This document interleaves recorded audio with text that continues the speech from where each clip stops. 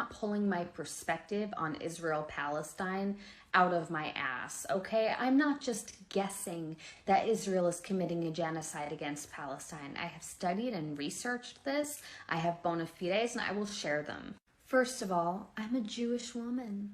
I was raised by a Zionist family. My grandfather was a Holocaust survivor. My family talks about our spirit of resistance and resilience constantly.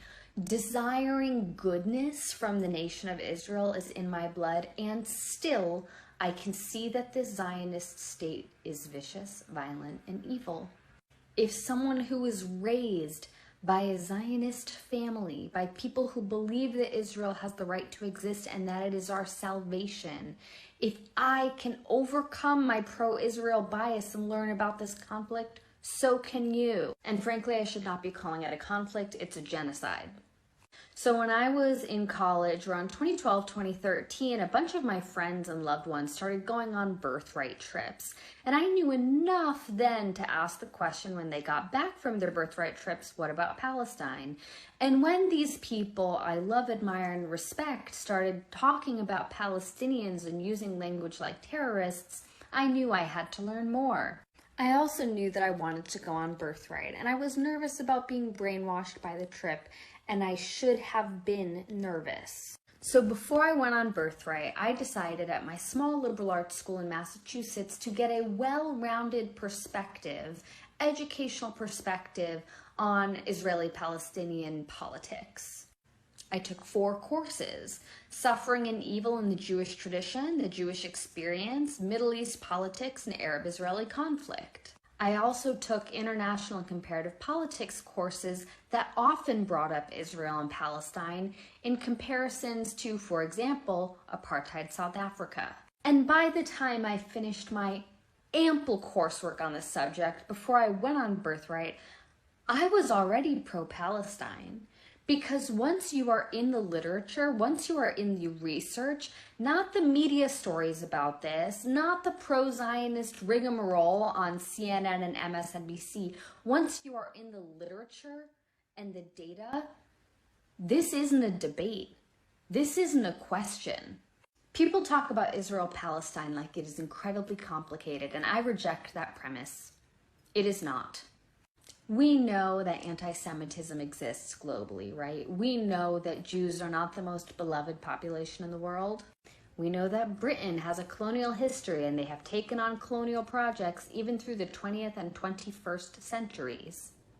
Essentially, Britain already wanted to colonize Palestine. So did the United States.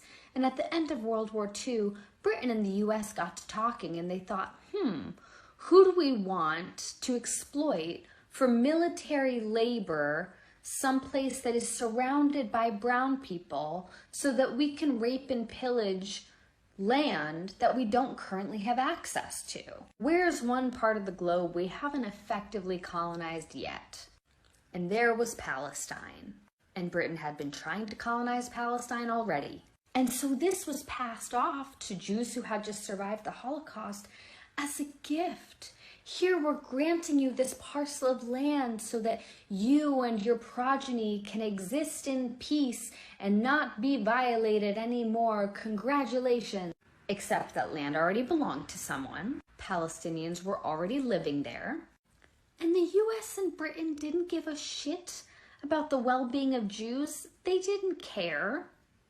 This wasn't a gift for Jews. This was always intended to be a trap of, you do our military labor for us. We'll put you here and we'll grant you this parcel of land that already belongs to someone, that there are already people on. And in return, you will rape and pillage that land for us and we'll just all share in the wealth. And it might be a good idea too, if like your entire population were to, have conscripted military service so you can really defend that land that is yours, totally yours, bucko. And if you see who has emerged as the political leadership of Israel over the last few generations, this won't surprise you. This insidiousness will not surprise you. This is how you get Benjamin Netanyahu, someone who absolutely agrees to the premise of Israel as a Zionist ethno-nationalist state, who says, We are here for one thing and one thing only, is to garner as much wealth from this earth that we have, as much tourist property from this plot of land, convert it to dollars, and build up a military so mighty, a military apparatus so great that we wind up producing the world's weaponry. Yes, we have mined this land, and we have used the land to give you war machinery so that we could all murder each other 1,000 times over. And to the people already living here, well, we'll murder them too. I took basically a semester and a half of college courses on this, and I know in my bones that what Israel is doing right now is a genocide. It's evil. What they've been doing for the last 75 years is a genocide. It is drip violence, slow violence, protracted harm. It is meant to exhaust the civilian population of Palestine. It is meant to exhaust all Palestinians out of their will to fight. And all the benefit, the wealth garnered from that land goes to the primary stakeholders, not the Palestinian people to whom the land originally belonged.